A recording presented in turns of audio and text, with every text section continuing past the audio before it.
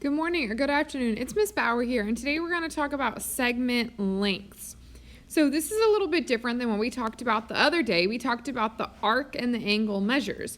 So we were looking at the arc, or the curved part of the circle, and we were looking at the angle measures.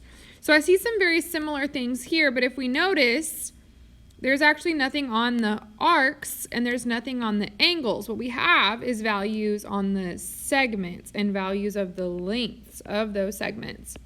So what we're looking at today is the segment lengths. So if we go back to that formula chart, right above we had arcs and angles. That was whenever we had the arcs and we had the angles, but length is a little bit different.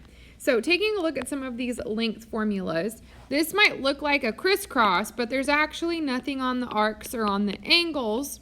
So we're going to call this one a chord and a chord.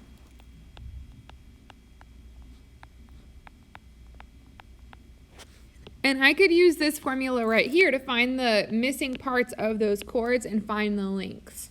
So if we take a look at this formula, and what we're doing today is very, very formula based. We're going to try to figure out which one we have, and that will tell us which formula to use.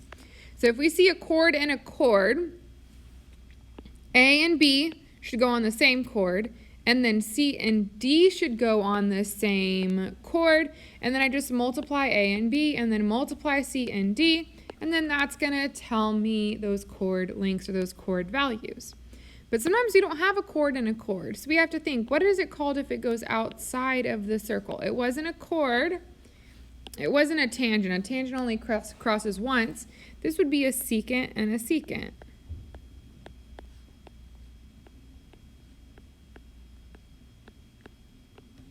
So if we take a look, I have X and W on the same secant, and I have Z and Y on the same secant. So it's going to have to be that way. X and W have to go together, and Z and Y have to go together.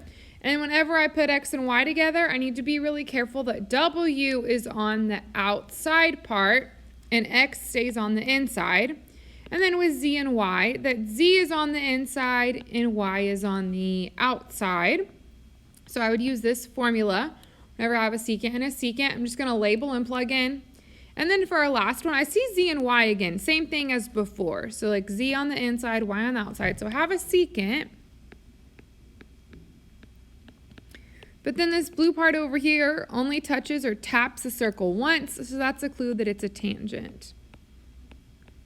And if we notice, like the same thing repeats in this formula. But what changes is that whenever we have a tangent, is that when I have Z and Y, it's going to equal T squared. So be sure that you're keeping out this colored piece of paper with your formulas. It's going to make your life so much easier as we go look at these problems. So taking a look at this first one, I need to figure out first, what do I have? And if I take a look, I notice that both of the segments go out of the circle, which means that I have a secant and a secant.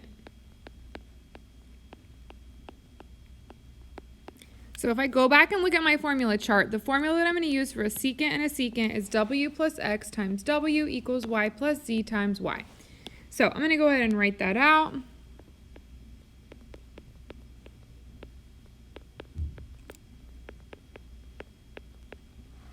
And now I have to be really, really careful with my labeling.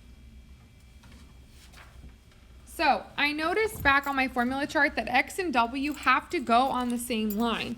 And it doesn't really matter if I want to use the top or the bottom. I just need to be consistent.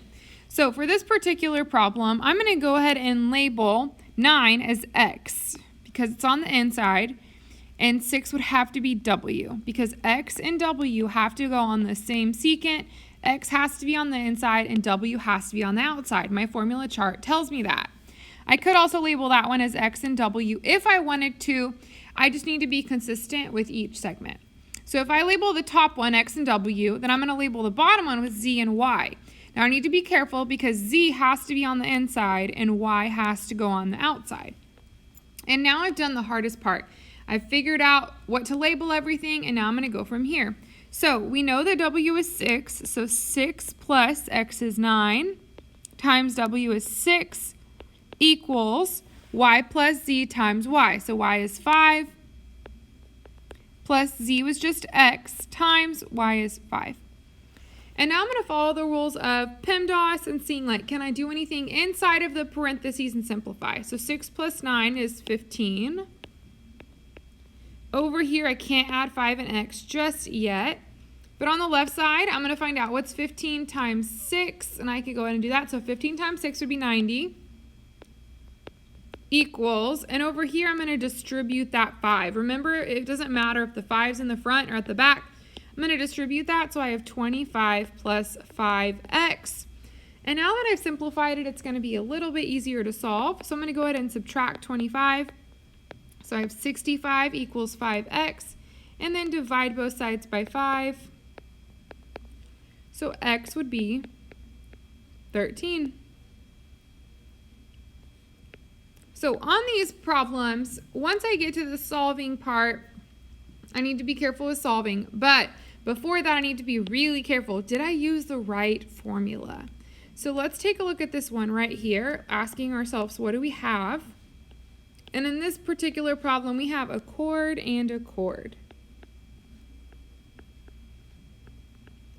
So if we go back and we look at our formula chart, for a chord and a chord, I'm going to use this formula right here. A times B equals C times D, and I'm going to write it like this. AB equals CD. Now, remember that A and B have to be on the same chord. That's the only rule. It doesn't matter which one I label A. I just need to make sure that I put B on the same chord. So if I label X A, then that would make B 3, because those are on the same chord. And then on the other one, it doesn't matter. If I make C4, then D has to be 6. So either way works. So AB would be X times 3 equals C times D would be 4 times 6. And in this one, it doesn't really matter which ones. A and B just have to go together, because I'm just going to multiply X times 3 and 4 times 6, which is the same thing as 6 times 4 or 3 times X.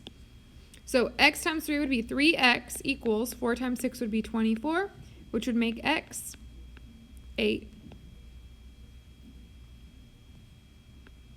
That's it. So I'm going to give you a minute before we get too farther into this. I just want you to take a look at these remaining problems right here and see, can you figure out what formula you're going to use? That's the hardest part of this, is figuring out what formula are you going to use. So I'm going to give you a few minutes to match your pictures and write out your formulas, and then we'll label together. See you in a bit.